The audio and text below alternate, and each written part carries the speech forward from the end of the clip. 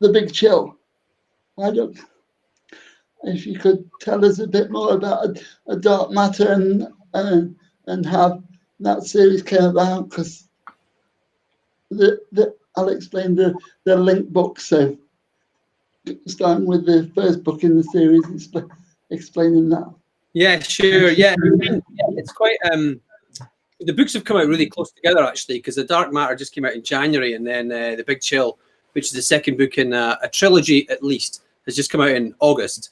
And before that, I'd written 10 novels, which were all standalone. So this is my first kind of my first journey into writing a series. So so the first book was A Dark Matter, which came out in January, and it's so the central premise is that there are 3 generations of women from the same family, the Skell family, who have to take over the running of the 2 family businesses when the patriarch of the family dies at the start of the book. And those 2 businesses are funeral directors and a private investigators.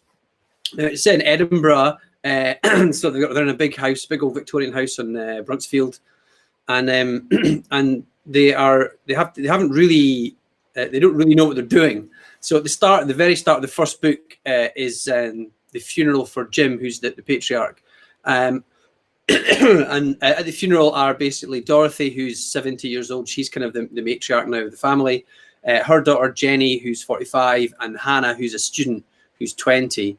And it's basically that first book deals with them and their grief and how they deal with it, and how they also manage to cope with running funerals at the same time. And they also have mysteries to solve, which is quite unusual for me. I haven't always used the sort of mystery element, but I mean, I could talk about, and so that's The Dark Matter. That's the setup for that. And there's various plot lines. Like there's 3 or 4 different mysteries, which are all fairly personal to the different Skelf women, and they're there to kind of support each other through the trials and tribulations of that book and then the following books. What was it like writing the mini stories within stories? Because I found that really intriguing, because short stories within the big.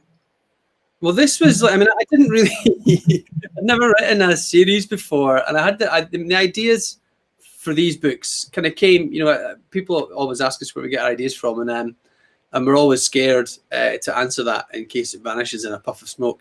But there was a couple of things. One, an obvious one, is that I was a writer in residence at a funeral director's a few years ago, which was actually a non-fiction writing thing. I ended up writing a small book about their experiences, the staff, as they sort of deal with, the deceased and the bereaved. And at the same time, I was really interested in, for years and years and years, I've really wanted to write a PI novel, but like I wanted to write about a private investigator who didn't know how to be a private investigator. I thought I was really interested for some reason. Someone who was kind of thrown into it, either inherited the job or was kind of pushed into it and didn't really have a clue what they were doing. Partly, I just found that I thought that would be an interesting thing to look at. But also, it helped me because then I could write it from my own point of view, because I don't know how to be a private investigator. So it saved me doing like lots of research for them to be like brilliant at their jobs. But so I didn't really know how to structure it, but this was a definite plan. I had 3 main characters that I wanted to write about, and I didn't want it just to be one main storyline. There is a kind of main thread I think runs through it, but I wanted it to be lots of interweaving sort of stuff. But I didn't want it to be like, you get some books where all the cases end up being about the same thing in the end. And I kind of think that always feels like a little bit of a cheat or a little bit convenient. When it goes like, oh, and that turns out to be this case and this is linked with that case. I always like books better when they're kind of linked by the themes of what's happening in them. And in these books, I've got a kind of automatic link because, they're all linked by death, because they're all kind of, loosely linked to the funerals and stuff that's going on as well. So I really enjoyed that element of having, lots of kind of 3 or 4 different storylines. And the great advantage of it, Alex, is that I'd never really been able to do this before in my books, is that you can get to a point of like drama and then cut away to something else. And so you kind of And so you're frustrating the reader in one sense, but also making them read on. Because in the past, I always had kind of one main plot line. And so you're all kind of driving that forward. And so then there's no time to sort of basically break away and leave the action suspended in midair, as it were. Yeah, because I can remember when I did an offline interview with you, you said you'd never really do that. And I was quite, so I was quite intrigued when... Yeah, this was a very obvious attempt with the Skelf books for me to write something, for me to stretch myself as a writer. You know, I'd written 10 standalone books, and they were mostly fairly short books, usually just one point of view, central protagonist point of view. And I just thought, look, you know, it's time to try and write something else. Trying to write something that's structurally bigger, that's more complicated, that's got different points of view and different storylines interweaving. So, I mean, it was genuinely deliberate to try and do that. And you know, and the response for the book so far, it seems to suggest that I managed to do something right about it anyway. Well, I think that might have a lot to do with the fact that you've got a lot of life experience. Could you explain what I mean by that? We were just talking about before we came on air there about I use quite a lot of my. I mean, I've always used a lot of my own experience in the books when I'm writing, but there was a whole bunch of stuff that I kind of realised that I had. I mean, I've just turned 50 this year, you know, and I've been around for a while, and I've done a few things. So I've got a science background and a music background and various other things, and I wanted to. I just thought, you know, this is the time now to really throw all this experience that I've got at the book, at the characters. So, I mean, specifically, I mean, I know Edinburgh really well, so that's kind of already there. You know, I've lived in Edinburgh for over 30 years now. And so all that kind of backdrop of where the action is all kind of from my own experience. But there's things like, you know, Dorothy, who's 70, plays drums, and I play drums in a band, and I've played drums since I was a little kid. So I kind of, I wanted to use all that experience of what it's like. And she kind of uses drumming almost like a kind of Zen meditation to sort of take her out of her life and help her to sort of relax and stuff. And so I wanted to write about that. And the Jenny's is weird because the Jenny's a sort of middle-aged character. She's the one closest to me in age. I found her probably the easiest to write because of the generational mindset is probably closest to mine. But she's a bit of a screw up, which I quite like as well. And then Hannah is studying. I said she was a student. She's studying physics at Edinburgh University. So that allowed me to use. I've got a degree in physics and a PhD in nuclear physics from a long time ago in a previous life, and so that allowed me to use all that physics experience. And that there's a bit. Doug seems to have popped out of the screen for a second there. Hopefully Caroline can get him back. But I'll just talk generally about what I found really intriguing about the two books. One of the short storylines was about a guy who had stuff going missing, and he thought that I'm still just waiting for Doug to come back, Alex. He's here now. Okie dokie.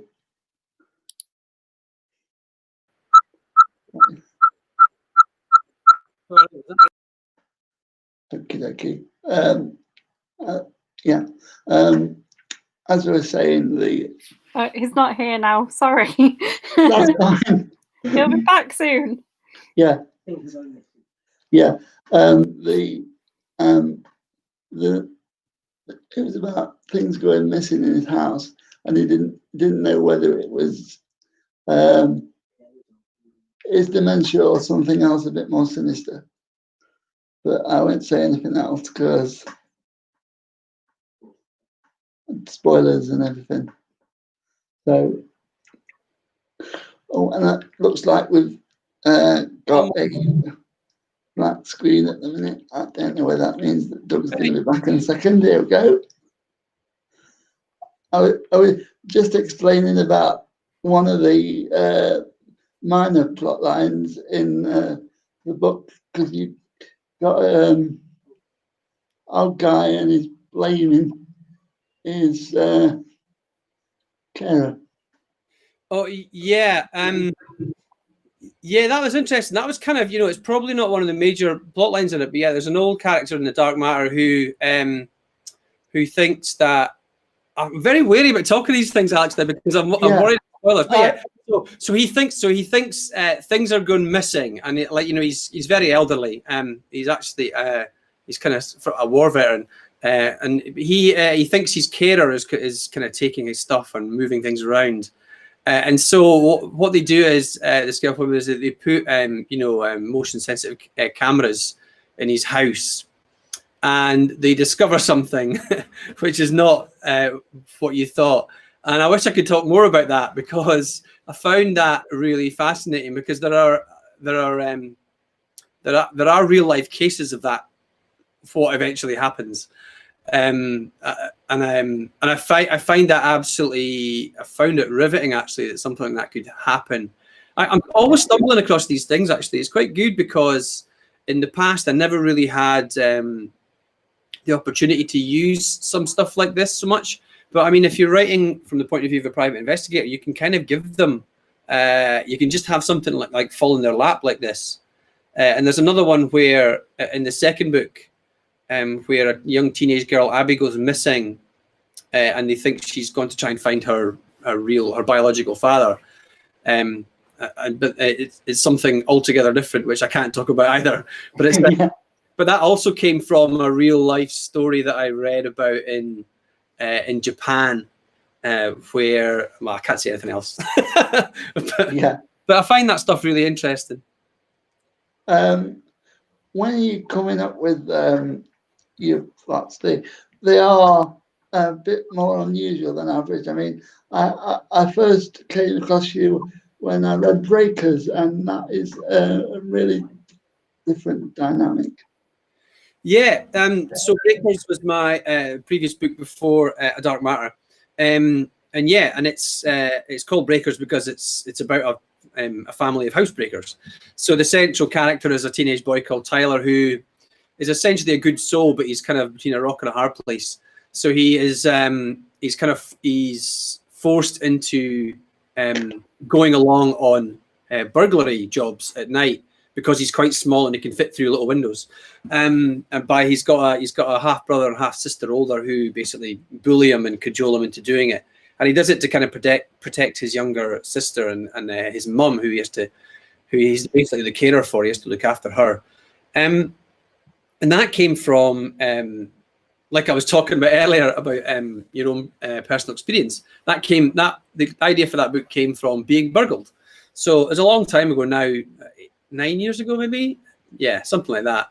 We got burgled, and the whole MO, like the way that they broke into our house, was exactly how Tyler and his family do it in the book.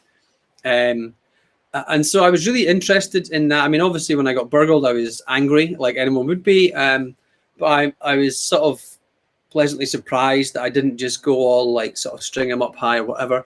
I was actually interested because that detail in when we got burgled was exactly the same, in that they got through a very small window, so it couldn't be an adult. So it had to be like, someone small, like a kid.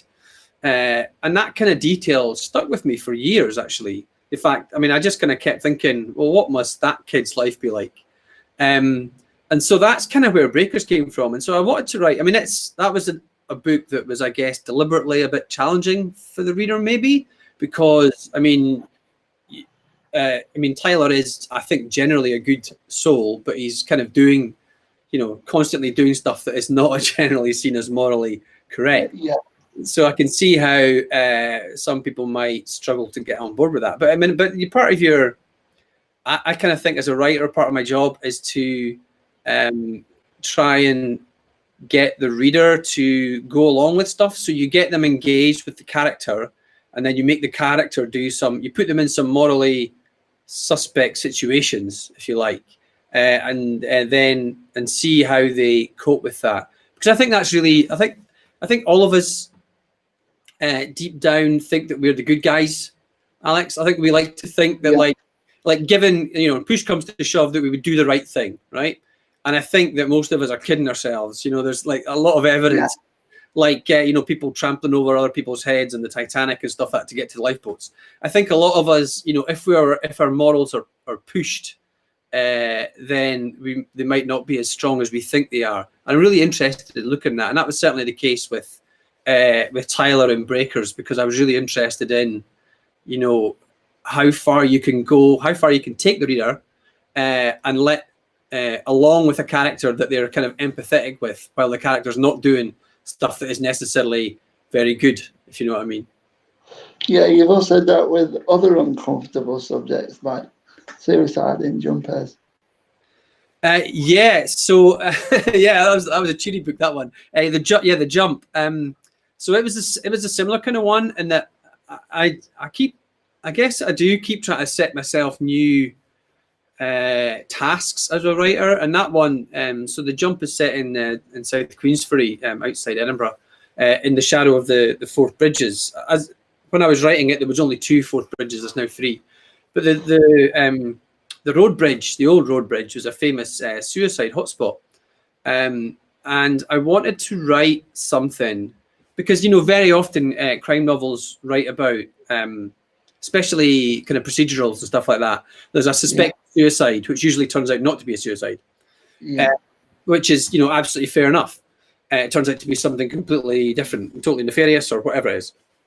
But I maybe stupidly wanted to I set myself the task of writing a suicide book that was kind of honestly about suicide. So there is a suicide before the book starts that it turns out was just a suicide, and there wasn't any answers. You know, there wasn't a note. It was just someone who did it. And so it wasn't really about that. It was about the kind of aftermath, that the people that are left behind. So in that book, Ellie, who's a woman in her 40s, is grieving for her teenage son, and she kind of goes up to where he jumped from the bridge every day as a kind of weird pilgrimage thing. And she does this at the start of the book, and she comes across another teenage boy who's about to kill himself, and she talks him down. But things aren't what they seem. put it that way. So there's an element in that book where she is trying to have a second go at being a mum, or trying to I mean, she's obviously got post-traumatic stress and dealing with survivor guilt and all this kind of stuff. So that wasn't a very cheery book, I guess not. But it was interesting when I started. I mean, when I was writing it, it didn't occur to me at all.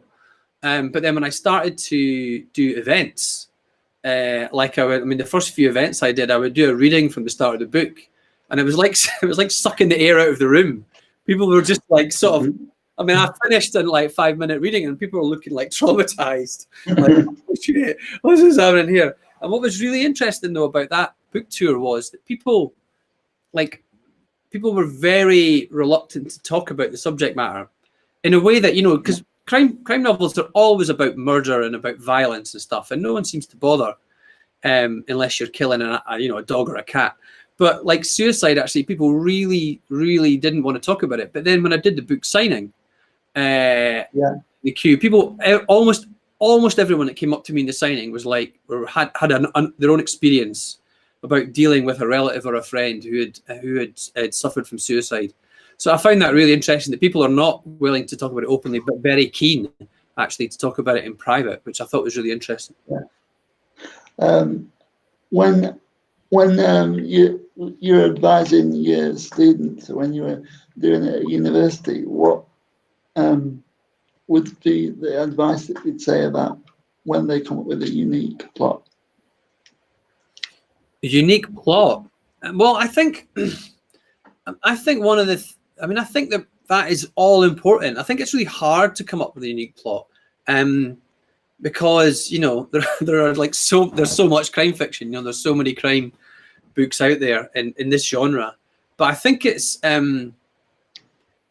just like try and think of a way of looking at something a little bit sideways. Like, you know, I kind of think about. I mean, it's every writer. It's our job really to put ourselves in other people's shoes.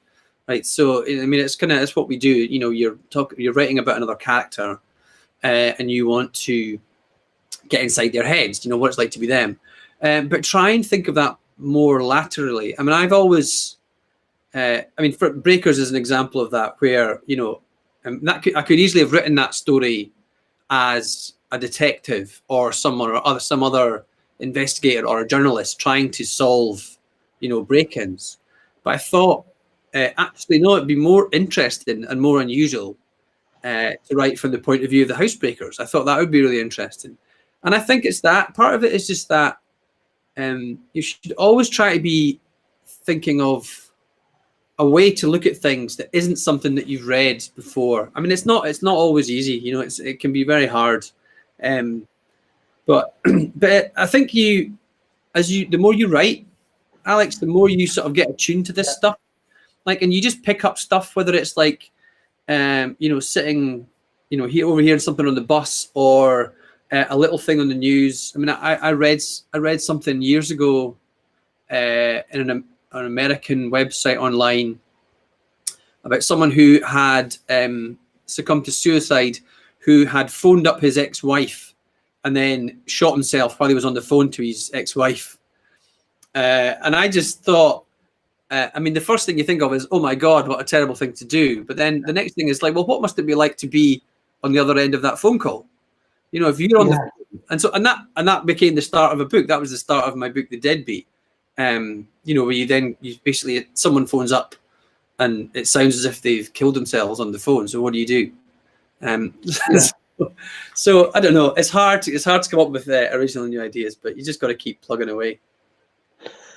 When you were a lecturer at creative writing, has it informed your own writing through helping other people? I think it does. I do various. I mean, I did teach for a little bit, and I was a writer in residence at various universities and stuff. These days, I still do manuscript assessment for the literary consultancy and various other people. But it does. It really helps you to clarify what it is you think, because quite often I think, certainly it was the case for me, that my writing in the first, I don't know how many books, quite a few, the first few books, maybe the first 5 or 6, was really very instinctive. Like I was planning, but I wasn't really all that concerned about plot. I didn't really think about it enough, I don't think, and structure, how to put the different bits of it together. And so I think that stuff, especially having to teach it, meant that I had to basically like reverse engineer the whole thing. I had to work out what it was that I actually thought and what it was I was doing in my own books, which I hadn't really thought about, you know, in any great depth. I think writers quite often don't think about their own work all that closely, or at least I didn't for a long time. But I think teaching creative writing, I think that's the stuff that I really had to work on, because I think the sort of line by line prose stuff and like editing, I've always been quite sort of hard nosed about editing, quite sort of keen to get on with it and sort of strip the prose down and make it as clean and clear as possible in the style stuff. But I think in terms of structure, I wasn't really all that sure what I was doing. It was all kind of more instinctive than anything else. And that instinct can get you, you know, so far, I think. But then having to teach people, you know, about plotting and about structure really makes you think, oh shit, what is it we do again? Yeah. Is there anything else in your life that you think you might end up using, like the football or like the touring and things? I mean, there's always stuff, but you never really know what it's going to be. Football, I don't know. I mean, there have been good books written, like fiction books. I think it's quite hard to write fiction about football. I mean, there have been some. I don't know. I think it would be too stressful trying to write a good and a gripping book about football. I'm sure they're out there. Other stuff, touring. Well, yeah. I mean, you could. We had a running jokes. In case anyone doesn't know who's watching, I'm the drummer in the Fun Loving Crime Writers, which is the band with Val McDermott, Mark Billingham, Luca Vesti, Stuart Neville, and Chris Brookmeyer. And so we have been playing for a few years, and we had a whole bunch of gigs lined up for this year, in fact, which we had to cancel because of lockdown. But we had a joke, I think it was about last year, where we're saying we should write a series where we're like basically all in a van going around solving crimes, like a kind of Scooby-Doo thing. Where we turn up in Liverpool and like we just happen to solve a crime in Liverpool and then play. It's not a quick. Yeah. It's not Scooby-Doo. It's the Jackson 5. There used to be a cartoon of the Jacksons where they all went toured and then basically solved the mystery or something. So we could do that and then play a gig at the gig at the end to celebrate. So maybe one of us, maybe we should try and write that as a band together. That'd be cool. Well, of course, Stuart Neville's got experience in doing it with the 4 crime writers in search of a plot. So maybe there's something in that, I think. Yeah. Have you ever had to like do that kind of thing in search for a plot thing with your students or anything? No, I kind of think I would be slightly terrified of that. I mean, I'm kind of in awe of those the 4 guys in search of a plot thing. I kind of think, I'm sure you maybe would come up with stuff off the top of your head, but I'm kind of like, I don't want to expose myself to the public while I'm doing that sort of thing. I know it's a laugh, but they also like coming up with stuff. One thing that is quite useful that I have talked to students about as well is the idea of like free writing. Like sometimes it's called journaling, depending who you're talking to. But it's that idea that, because quite often I think students are struggling to write because, they have a kind of writer's block where they are expecting everything to sort of come out perfect. Do you know what I mean? That they kind of think that, that whatever the first draft's going to be, bang, we're going to have this brilliant detective story and the X, Y, and Z is going to happen and the character's going to be fully formed and all this kind of stuff. And, it's so far from the truth. Like, there's, it's whatever the famous thing is about. It's 1% inspiration and 99% perspiration. It's writing a book is all about, it's all about working to make it seem as if you haven't worked at it. It's kind of all the redrafting to make it look as if it's kind of all flowing together seamlessly. And that stuff comes from like, draft after draft after draft or whatever. But I think one thing that can sometimes work, it depends, everyone works differently, everyone's brain works differently and everyone writes differently. But a really interesting thing is when people do this like free writing, which is just kind of, start off with a prompt or nothing at all and just write. Don't worry about what it is. If you've got a pen and paper, then great, or keyboard or however you want to write, and just, do it for 5 minutes and then pick a bit that interests you from what you've just written and then write for a few minutes on that and then just keep doing that process. And I kind of do a little bit of that when I'm starting to think about the books. I sort of planning, in inverted commas, at the start of a project, but it's not like I don't sit down at the beginning and make structural notes. It tends to be a bit all over the place. Like what I want to write about is this, and maybe a character doing this would be interesting, and this should maybe have something like this. And some of it, I mean, it's you go down a lot of dead ends and like and kind of up the wrong kind of ideas that don't come to anything. But eventually it feels like it sort of coalesces into something that might actually be interesting for other people to read. Yeah. So that's the kind of thing I would suggest doing. Yeah. Have you changed your technique at all now that you're writing a series instead of a standalone? I have a bit. I've become, yes, I have. It's kind of linked to what I was talking about before about being more organized about structure and plot. Like I'm in my office here. You can't see it, but I've got a big cork board over there, which has now got loads of little index cards on it. For each one's for a scene, and so it's broken up into like 3 acts and different sequences. And the index cards are color coded for the 3 different Skelf women. So so Dorothy is green, Jenny is yellow, and Hannah is blue. And they've also got a number at the side for which plot line it is that that scene's involved with. And it's quite often more than one, so it can be like several numbers written after it.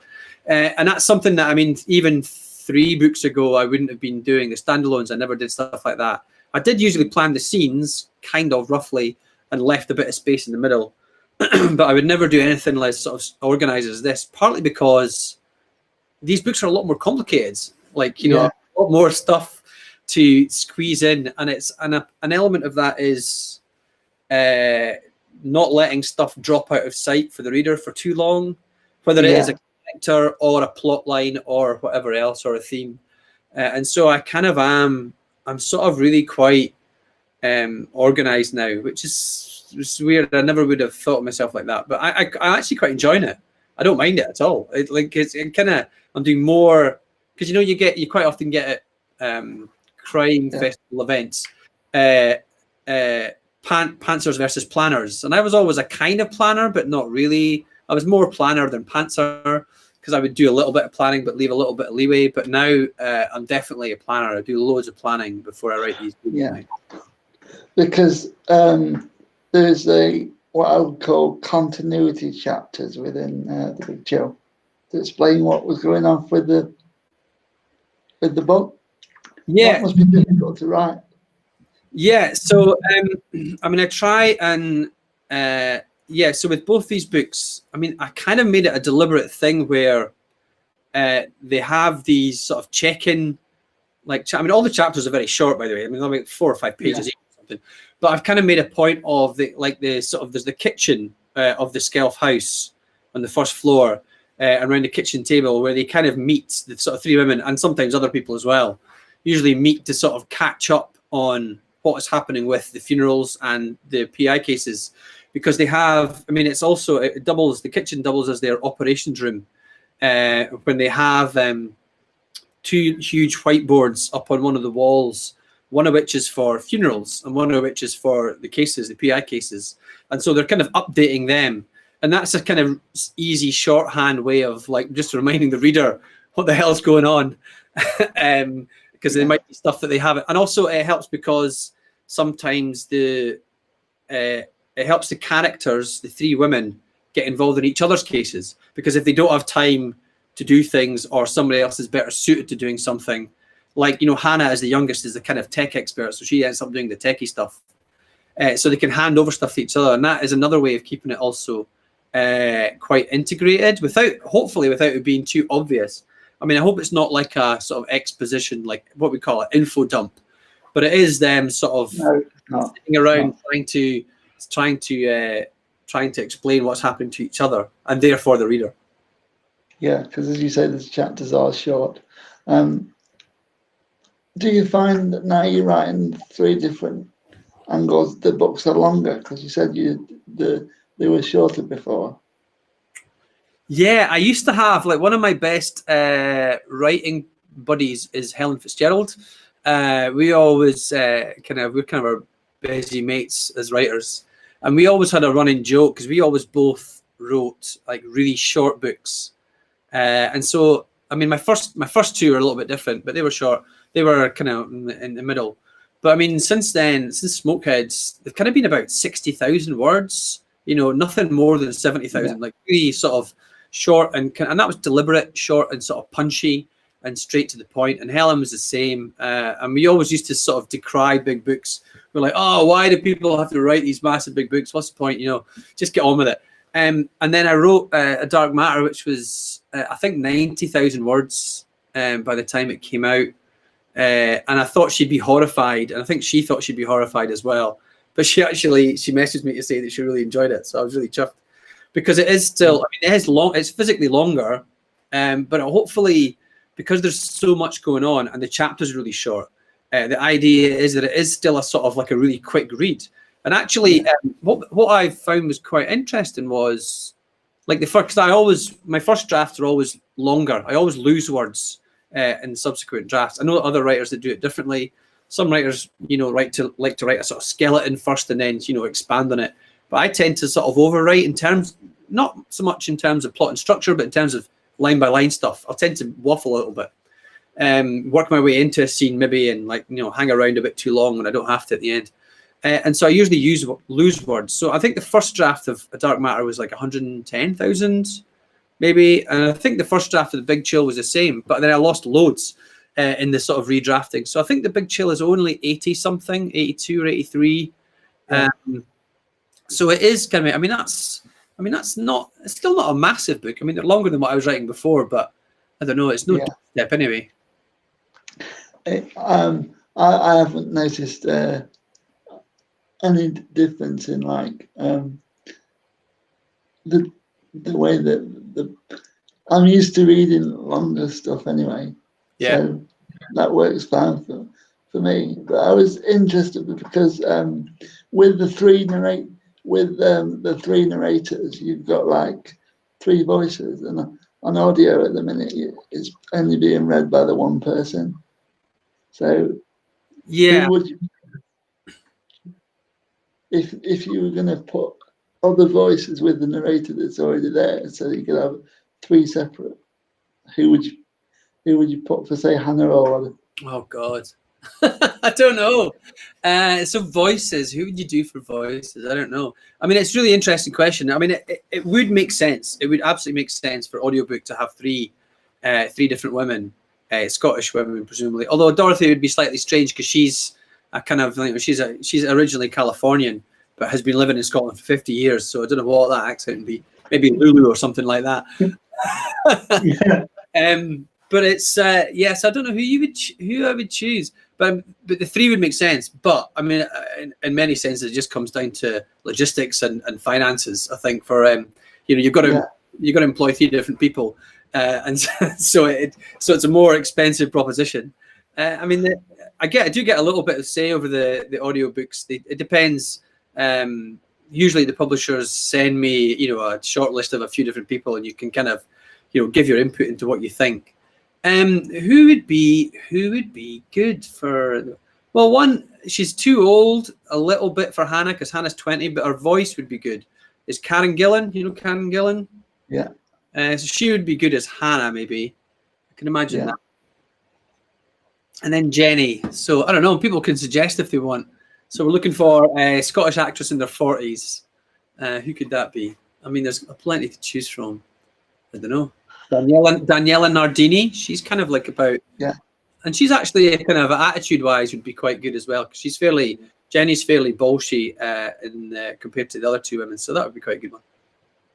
Yeah, the narrator that does it is quite good. I mean, I've been listening to her all week because she's also narrating the books for the author for next week, which is quite interesting. Who's that? That is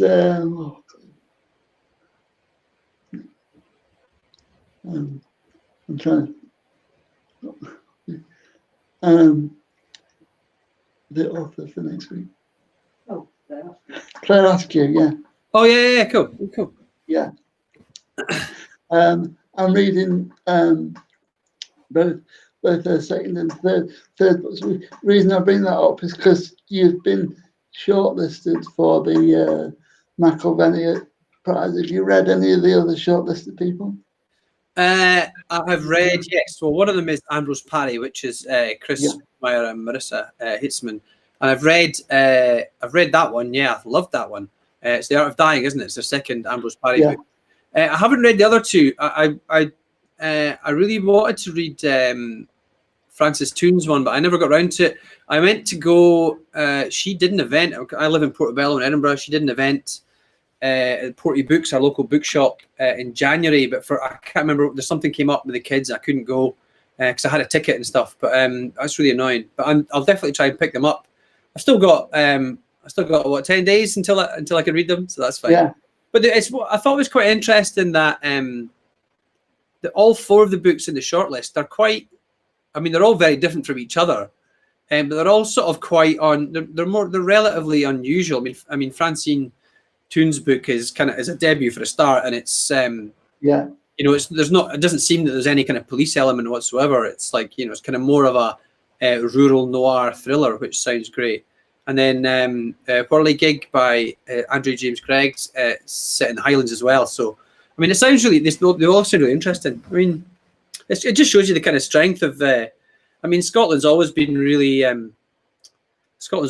good with the crime fiction scene, but I mean, it just seems to go from strength to strength. I think we were also lucky that Ian Rankin and Denise Miner didn't have books out in this year, so that was quite helpful. Well, someone suggested Ashley Jensen in the comments. Ashley Jensen would be great. Yeah, that should be good. Yeah. Anderson for mum, but bit young, but would work. Gillian Anderson. Oh, that would be good. Yeah, that would be good. Good suggestions. Have you actually heard the audiobook? Have you? But I've not listened to I'm not listened to all the way through, but yeah, I've listened to little chunks of it. Yeah. Do you listen to when you read other people's stuff? Do you listen to it or do you read it? I tend to mostly read it. I've never really got heavily into audiobooks, but I've listened to a few. I did have an Audible trial for a while and listened to a few. It's such an incredible skill. I know, like, I saw your interview with Mark Billingham talking about him like reading his own, and I could not do that. I couldn't do it, honestly. I mean, it's just a couple of days of just talking. It would drive me absolutely nuts listening to my own voice like that. It would be horrible. But it's such a skill. It's doing audiobooks properly. I mean, you obviously listen to a lot more than I do. Yeah. It seems like it's such a specific skill set. It's like really hard. The one that I listened to recently that I really loved it wasn't a crime book, but it was a Hawaiian author called Kauai Strong Washburn, I think his name is. It was a book published by Canongate called Sharks in the Time of Saviors, I think. But what was really interesting about that was that they'd got various, I think it was 2 or 3 Hawaiian voice actors to do the voices, and the accents were sort of the tone and the rhythm of the voices were absolutely brilliant. I loved it so much. It was really good. What do you listen to while you're writing in music form? Because I know you've got a music background, and we're talking about that in the Locked Up Fest, I think. Yeah. Well, I do listen to. There was a while where I couldn't listen to music at all, but I do listen to music now. But it has to be instrumental, or at least with vocals that are not in English or distinguishable, because I find that too distracting. And also because, I mean, I'm also a singer-songwriter. I do my, as a little side project, kind of just for fun. I've always written songs, and so I kind of, if anything is like a conventional verse chorus format, I kind of find that too distracting as well, because I just get, I just start to analyze it and get really into it, which is not what you want when you're trying to write. So I tend to listen to, I know a lot of writers do this now. I tend to listen to sort of neoclassical stuff or movie soundtracks. Johan Johansson is a real favorite. I've listened to him. He's sadly no longer with us. Icelandic composer he wrote he did the soundtrack for Arrival, the sci-fi movie Arrival. Yeah. And various other things. And the reason I like that is because it's not just sort of anodyne, plinky plonk piano music.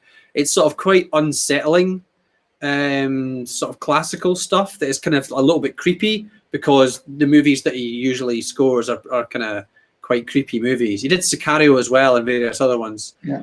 And so I kind of feel that helps you get in the right sort of space for creating something disturbing for the reader. It helps you be in the right kind of mood. And then who else? Max Richter's another one. And the guy Clint Mansell, who did Moon, various other stuff like that. But yeah, and occasionally I do I listen to sort of dance music, but like ambient dance music.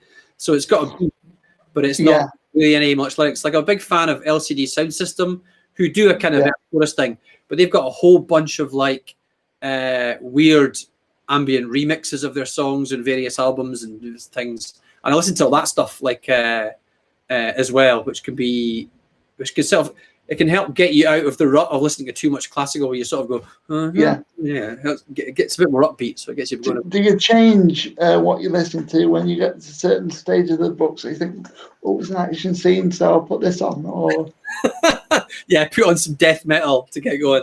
No, I don't really actually, but I do listen to different music on different drafts. Or actually, what I've been doing this time is I'm doing the second draft of the third Skelf's book now, and so the way I do the second draft is I print off the first draft, and then I make the marks up by hand on the paper, and then I do that on the computer, chapter by chapter. So for the first stage of that, I listen to classical music, and then for the second bit of that, I listen to dance music. For some reason, I don't know why. I don't know why that worked, and it'll probably be different for the next book. I don't know. Who knows? Yeah. As we've got 15 minutes. If you can read any audience questions on the side. Yeah, sure. It's mainly someone talking about Pine, Ian Rankin. So, is there any questions here? Feel free to chuck your questions in. I'm happy to have a go at them. Well, there's a simple one. The Skelf's book is the first I've read of yours. What else have you written, and which one should I start with when I finish this one? Good question. Well, there's 10 standalones from before. I don't know, which one would you start with? I mean, you can jump in anywhere, but Breakers was shortlisted for the McIlvanney Prize, and so was The Jump.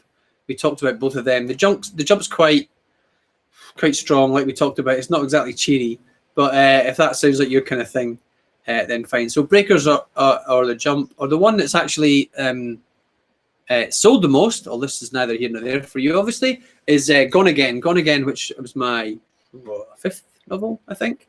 Which is set in Portobello in Edinburgh, and about someone who goes missing, basically. But yeah, so those would be places to start. I'm looking to see if there's any other questions. If anyone else has got a question, chuck them in. I'm really happy. We've got someone. Pete, could you just come and check, because Caroline's got one on the front here. I don't know whether Doug can see it.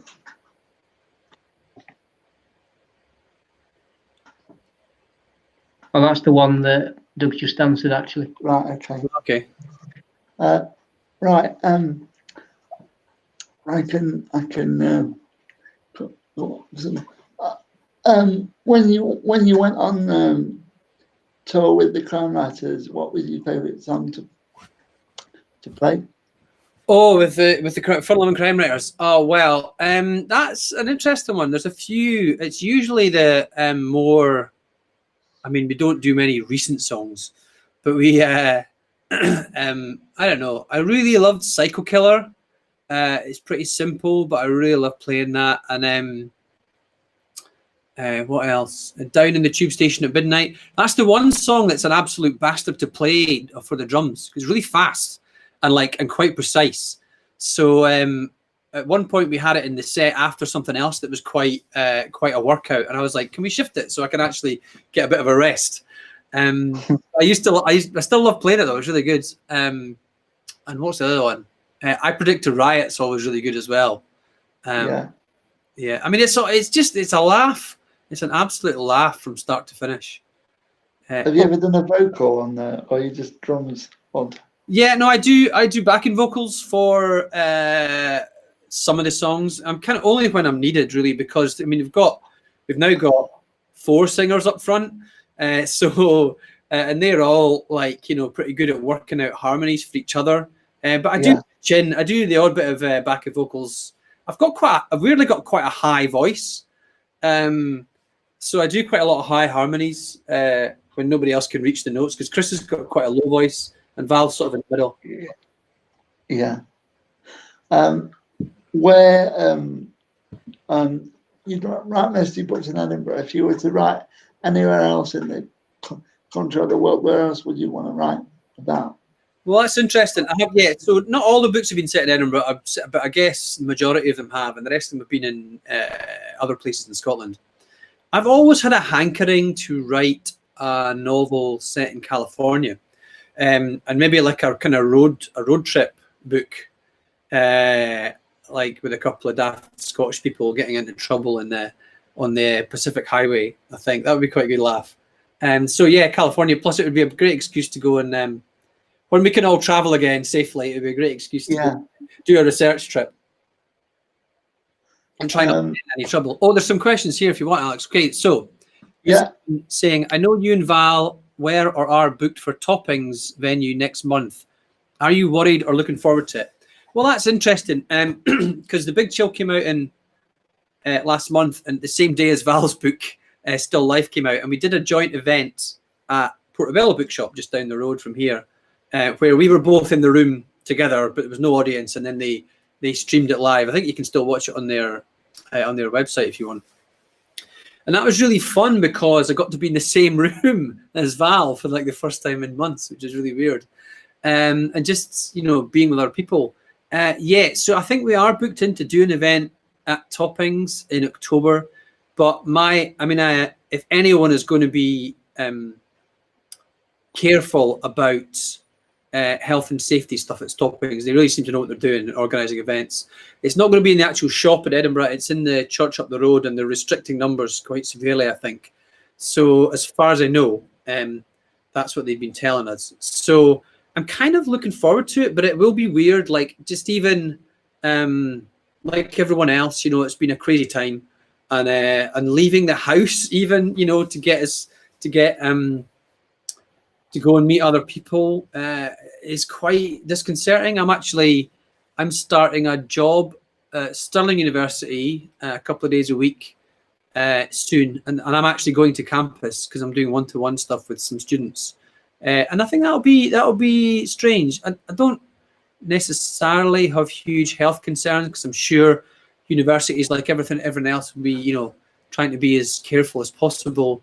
But I just think it is weird when you've kind of been, you know, shut at home for a long time. And writers are used to being shut at home because, you know, we spend all our time sitting at home writing.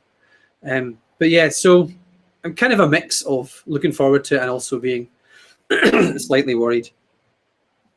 Another question: if you could steal the manuscript for any crime novel and pass it off as your own, what would it be? Okay, a crime novel. If you could steal the manuscript for any crime novel and pass it off as your own, what would it be? I would say I would steal Helen Fitzgerald's book, The Cry.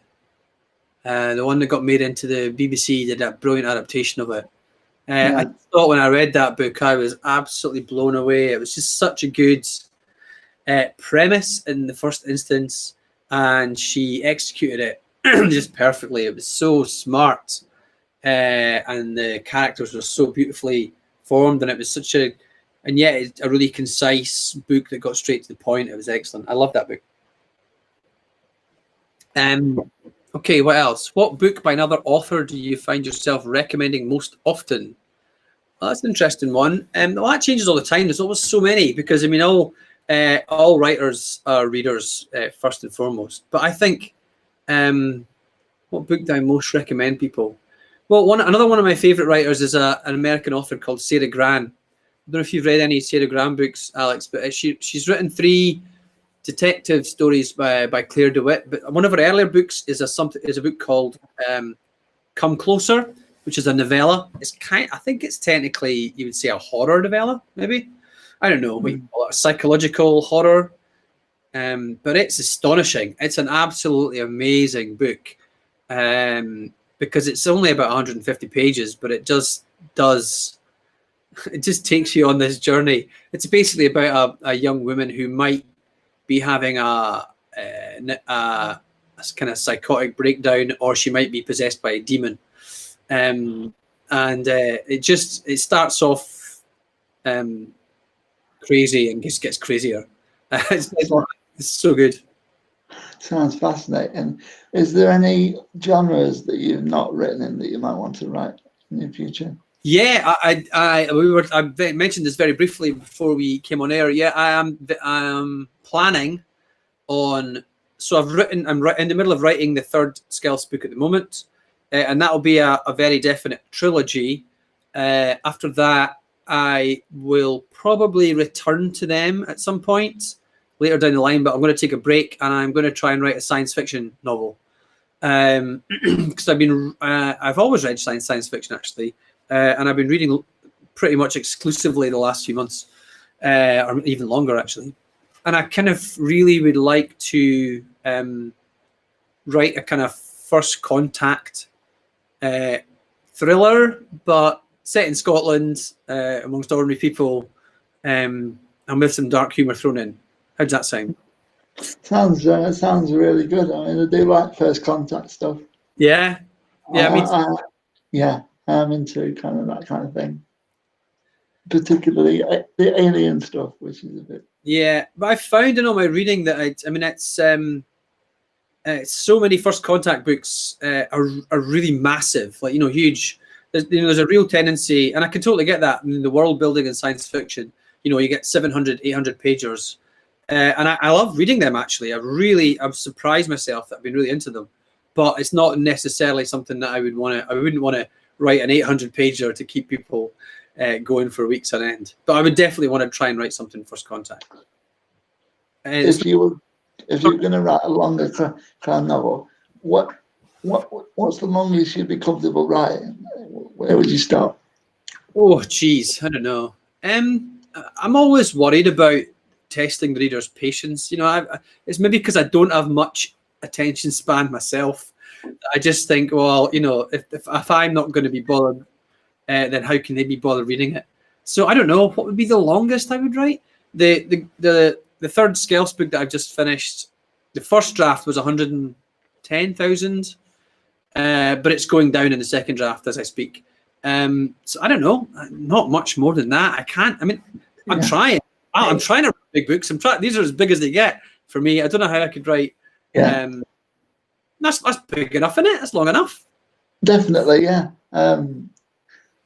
Just curious because I've just ordered the latest Robert Galbraith, and that's 25 hours on audio. So it's a long. Yeah, it's. I saw that it was like 944 pages. Yeah. Ooh, I don't know. That is, I've got absolutely no comment whatsoever about the book at all, but that does seem to be surely be testing the attention span of readers like me who might struggle to stay involved for 944 pages. Val does on average around about 16 hours, and it's longer. It's nearly about 7 hours longer than Val's done. So, yeah. It takes some investment now, doesn't it? It does, yeah. It'll take me about 3 weeks, I think. If there's any more questions, we've only got 2 minutes left. So. All right, okay. So what have we got here? Do you have any reviews of your books that haunt you? Oh, geez. No, not really. I don't think. Maybe it's because I was a journalist before I was a published novelist. I don't really. I do sort of look at reviews, but honestly, I don't. You can't let yourself get hung up on bad reviews because everyone likes different stuff, and if you're gonna accept the good reviews and give yourself a pat on the back, then you have to accept the bad ones as well. And you can't. It's impossible to write. It's impossible to write a book that is for everyone. So some people just aren't going to get along with what you write. So honestly, I don't think there's anything that would. There's nothing that I wake up in the middle of the night clutching at the covers going, oh my God, I can't believe they only give it 1 star. I just think, that's fine. That's easy. Yeah. And on that comfortable note for people like me as a reviewer, we'll leave it there.